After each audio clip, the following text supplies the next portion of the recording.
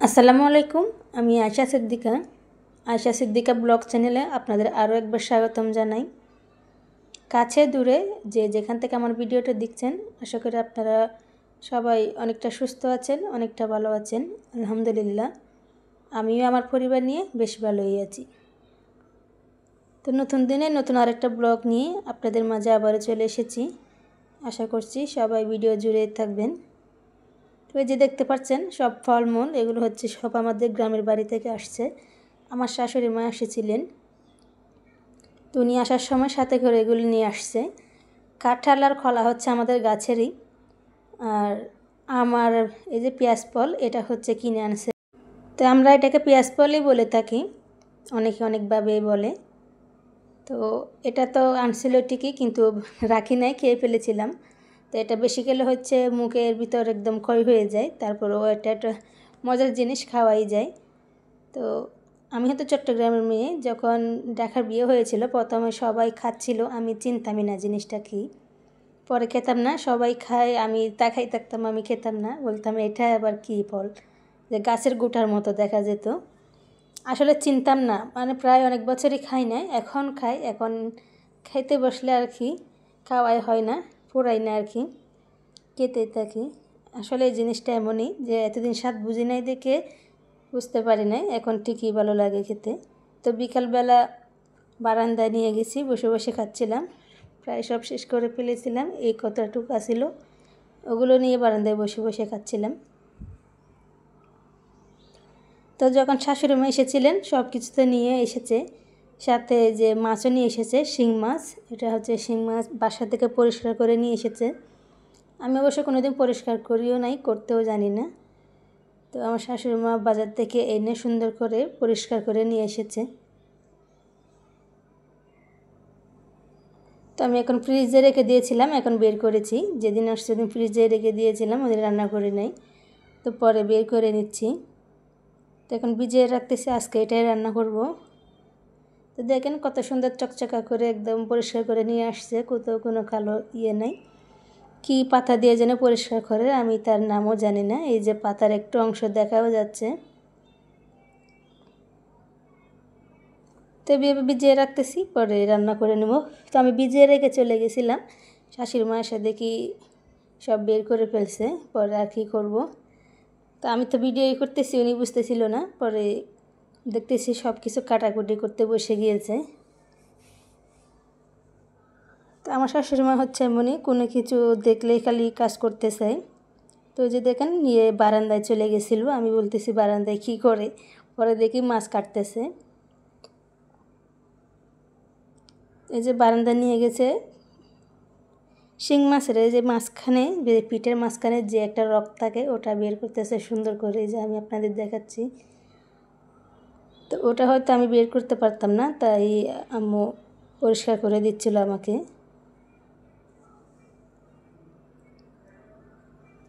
তো যারা যারা ভিডিও দেখতেছেন অবশ্যই ভিডিওতে একটা লাইক দিয়ে ভিডিওটা কন্টিনিউ করবেন। যদি চ্যানেলে নতুন হয়ে থাকেন, যদি ভিডিওর কোনো অংশ ভালো লেগে থাকে, তাহলে চাইলে আপনি চ্যানেলটা সাবস্ক্রাইব করে আমার পাশে থেকে যেতে পারেন। আর যদি কাজটা আপনি অলরেডি করে থাকেন, তাহলে আপনাকে জানাই অসংখ্য অসংখ্য। তো আমার ছেলেও দুষ্টামি করতেছে, মাছ ধরতেছে, আবার করতেছে, নাড়তেছে। তো আমি সামনে ছিলাম তাই ভিডিও করতেছি, আমি ভিডিও করতেছি, আমার শাশুড়ি মা অবশ্য দেখতেছে না, সে মনোযোগ দিয়ে মাছই কাটতেছে।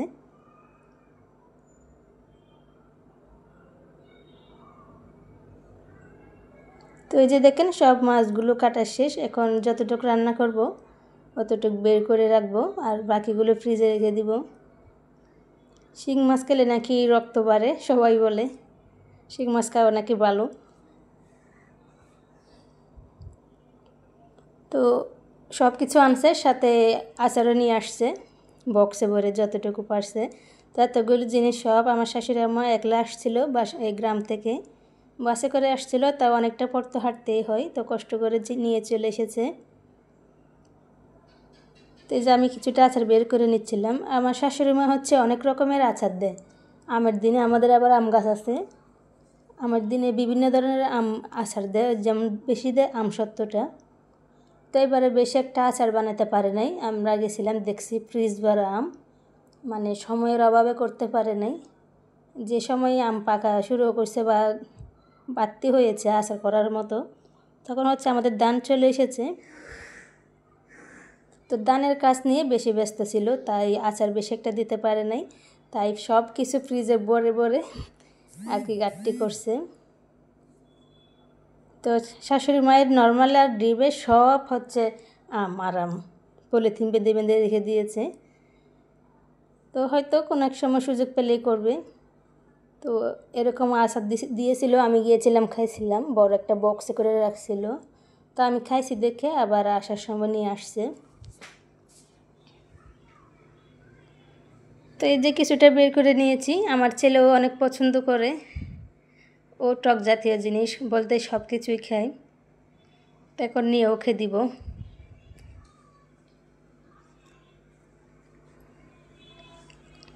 আর বাকিটা ফ্রিজে রেখে দিব, বাইরে রাখলে আচার নষ্ট হয়ে যায়। তো বের করতে করতে আমিও কয়েকটা খেয়ে নিয়েছি, এখন এনে আমার ছেলেকে দিয়েছি। ছেলে তো আগে নিয়ে নিয়েছে, এই যে দেখেন কত সুন্দর করে খাচ্ছে। মানে প্লেটে যা দিছি সবই ওই খাইছে, ওর কাছে টক অনেক ভালো লাগে। তো সব কিছু তো আনছেই। তো আপনাদের ভাই আদা রসুন আনছিল, আদা রসুন ছিল না, তো যেটুকু আসছিলো ওটুকু আমি কেটে কুটে শিলপাটায় বেটেও নিয়েছিলাম। তো বেশি ছিল না, পরে এখানে এনে দিয়েছে। পরে আমার শাশুড়ি মা সব কেটে ধুয়ে আমাকে শিলপাটায় বেটে দিয়ে গেছে। তো এখানে হচ্ছে 1/2 কেজি আদা আর 1/2 কেজি রসুন আছে। তো সব কিছু একসাথে মিক্স করে তারপর কাটছে। তো উনি হচ্ছে সব কিছু বেটে এবার বক্স বারে নর্মালে রেখে দিয়েছিল। তো পরে আমি যখন চলে গেছে, পরে আমি আরেকটা আলাদা বক্সে করে রেখে দিয়েছি, কারণ এটা আমার অনেক দিন চলে যাবে। শুধু শুধু এত বড় বক্সটা নর্মালে রাখলে আদা রসুনের দগটা চলে যাবে, প্রতিদিন বের করলে তো দগ চলেই যাবে, প্রতিদিন খোলা হবে। তাই সেজন্য আমি আরেকটা বক্সে অর্ধেক নিয়ে নিয়েছি। এটা এখন ডিপ ফ্রিজে সংরক্ষণ করে রাখবো। এটা যখন শেষ হবে পরে ওটা আর কি বের করব। তো আমরা হচ্ছে সংসারে দুজন মানুষ, আমাদের বেশি একটা লাগে না, এটি দিয়ে আমাদের মাস চলে যাবে।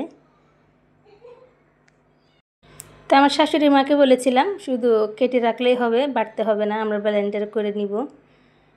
তারপর উনি কথা শুনে নেয়, উনি হচ্ছে কাজ করতেও বসে থাকতে চায় না, অনেক কাজ করে, মানে বসে থাকলে ওনার ভালোই লাগে না। তাই উনি দেখতেছি কোন সময় বেটেও ফেলছে, আমি দেখিও নেই।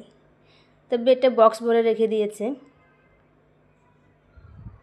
তো এদিকে রান্না করব, দুপুরে রান্না করব, তাই ডাল বসিয়ে দিয়েছিলাম, সব কিছু একসাথে দিয়ে দিয়েছি এখানে।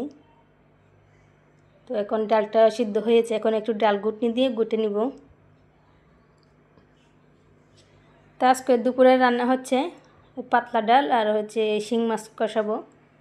তো সবসময় আমি 2 রকমই রাঁধি, এর বেশি আমি কোনো দিন রাঁধতেও পারি না, চেষ্টাও করি না, সাহস পাই না, কারণ 2 রকমের রান্না করে আমি হাঁপিয়ে যাই।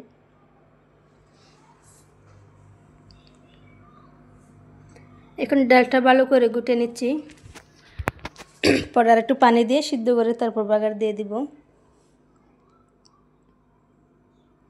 তো অনেকে ডাল রান্না করলে কিন্তু শুধু ডালটাই সিদ্ধ করে, সাথে কিছু দেয় না। তো আমি আবার অবশ্যই সব কিছু একসাথে দিয়ে তারপরে ডালটা সিদ্ধ বসাই দিই। তো এই যে আমার ডালটা একদম উঠে গিয়েছে এবং পানি দিয়ে দিয়েছি, বলকও চলে এসেছে, প্রায় অনেকক্ষণ জাল করেছিলাম।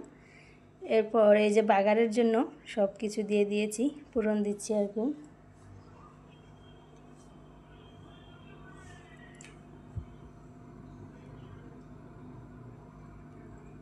তো এই যে আমার ডাল রান্না হয়ে গিয়েছে। অল্প অল্প রান্না করি সব কিছু, কারণ অল্প রান্না বেশি করে ভালো করে রাঁধতে, যদি অল্পই খাওয়া যায় তাহলেই ভালো, বেশি করে রান্নালে ওটি পুরাইও না, নষ্ট হয়। তো এদিকে শিং মাছ ভালো মতো ধুয়ে তারপর এখন কষাচ্ছি, সাথে একটা আলু দিয়ে দিয়েছি।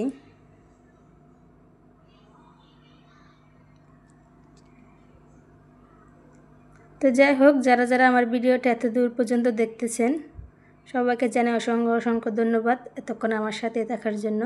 তো এই যে কাঁঠালও আনছিল, দেখছিলেন ভিডিওতেই সবাই।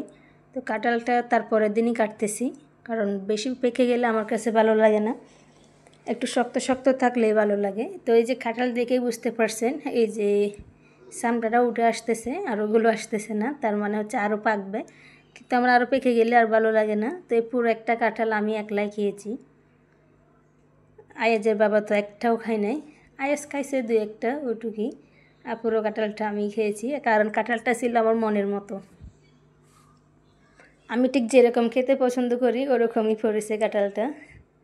এর আগেও বাড়িতে গিয়েছি, কিন্তু এরকম মানে একদম শক্ত পাই নাই, সব কিছু নরম হয়ে গেছিলো, পেকে গেছিল। পরে গাছ থেকে পাড়া হয়েছিল ঠিকই, কিন্তু খেতে পারি নাই, নরম হয়ে গেছিলো। নরম হলে তো আর খাওয়া যায় না। তো এই যে এখন যতটুকু খাবো অতটুকু বের করে নিচ্ছি। তা বাকি যেটুকু থাকবে ওগুলো হচ্ছে পরে রেখে দিব ফ্রিজে। তো এখন আমি যতটুকু খাবো অতটুকু নিচ্ছি। তো এভাবে রেখে দেওয়া যায়, কিন্তু বেশি নরম হয়ে যাবে সেজন্য আর কি বের করে নিলাম আগে থেকে। বাংলাদেশের জাতীয় ফল কাঁঠাল, আর কাঁঠাল কম বেশি প্রায় সব মানুষই খায়। আমি অনেক পছন্দ করি কাঁঠাল। তাই শাশুড়ি মেয়ে এত গাঁটটি বসিয়ে নিয়ে আসছে এত দূর পর্যন্ত আমাকে খাওয়ানোর জন্য, আর ওনারা জানেনও আমি এই শক্ত কাঁঠাল খেতে পছন্দ করি। বাংলাদেশের জাতীয় ফল হচ্ছে কাঁঠাল, আর কাঁঠাল কম বেশি সবাই খায়। ধরতে গেলে কম বেশি বের করে নিয়েছি, হাতে কিন্তু কোনো তেল তুল কিছু দিই নাই। আমার অভ্যাস আছে তেল তুল দিলে মানে কি হাতে আটাটা লাগে না, তো অত কিছু কে করে, আমি তাড়াতাড়ি করে বের করে নিয়েছি, হাতে তেল দেওয়ার সময় নেই। আসলে কাঁঠালটা পাকছে তো আপনার গ্রান বের হয়েছিল, তাই তাড়াতাড়ি করে কেটে নিয়েছিলাম। তার কারণ এটা হচ্ছে সন্ধ্যাবেলা, তখন তো দুপুরবেলাগুলো খাইছিলাম, তো সকালে আর খাবো না, রাতেও আর খাবো না, তাই এখন বক্স ভরে রেখে দিব ফ্রিজে। আর ফ্রিজে থাকলে যখন মন চায় তখন বের করে দুটা খেয়ে আবার ফ্রিজে রেখে দিই। তো এভাবে রাখলে কাঁঠাল সহজে নষ্ট হয় না, অনেক দিন খাওয়া যায়। আর বাইরে রাখলে পেকেও যায়, পরে ফেলে দিতে হয়, খাওয়া হয় না। এভাবে রাখছি, অনেক দিন খাইছি, যখন মন চাইছে বের করে খাইছি। তো এখানে আসছি দেখে এত যত্ন করে রাখতেছি কাঁঠালগুলো, আর গ্রামে যখন ছিলাম কোনো পাত্তাই দিই নাই। তো শাশুড়ি মা সবাইকে দিয়ে দিত, প্লেটে প্লেটে করে সবাইকে দিয়ে দিত। নরম হলে তো আমি খেতামই না, আমি ধরতামই না। তো আমাদের গাছের কাঁঠাল আম এগুলো কিন্তু কম বেশি সবাই খায়। আর আমরা এখানে ঢাকা শহরে থেকে তেমন একটা খেতে পারি না, সব কিছু কিনে খাওয়া লাগে। কাঁঠাল কিন্তু সবাই সহ্য করতে পারে না কাঁঠাল খাওয়া, কাঁঠাল কিন্তু সহজে হজম হয় না, পরে পেট খারাপ হয়, গরম লেগে যায়। তো আমার ছেলেকেও আমি বেশি খাওয়াই নাই, ও খাইলেও বাথরুমে যাওয়া আসা করে, তো আমি এভাবে রেখে দিলাম, মন চাইলে খাই, মন চাইলে খাই না। তো ওকে আমি বেশি একটা জোর করি না কোনো কিছু খাওয়ার জন্যই, ও তেমন কোনো কিছুই খাই না। তো এই যে সব বক্সে ভরে নিয়েছি, এখন রেখে দিব। তো বক্স ভরে রাখাই ভালো, এমনিতে যদি রাখতে যাই পুরো ফ্রিজে গন্ধ হয়ে যায়, অন্য সব জিনিস আর খাওয়া যায় না। ফ্রিজ খুললে শুধু কাঁঠালের গন্ধ হয়। তো এভাবে রাখলে আর কোনো গন্ধ নেই, কিছু নেই। এভাবে রাখলে কি আছে নাই বক্সে কেউ জানতেই পারবে না। তো এই যে আমার বড় হয়ে গেছে। যাই হোক, আজকের ভিডিওটা এই পর্যন্তই। সবাই ভালো থাকবেন, সুস্থ থাকবেন। আল্লাহ হাফেজ।